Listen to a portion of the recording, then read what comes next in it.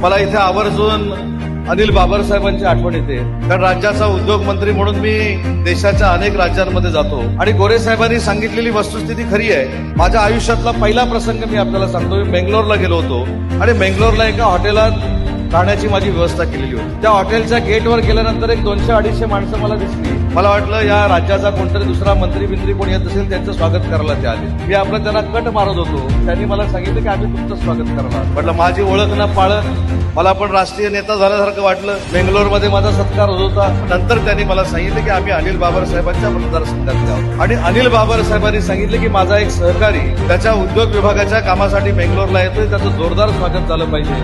माझ्या आयुष्यात देशाच्या दुसऱ्या राज्यामध्ये सगळ्यात मोठं जर स्वागत कोणी केलं तर तुम्ही केलेलं स्वागत होतं आणि त्याची जाणीव ठेवून या कार्यक्रमाला मी उपस्थित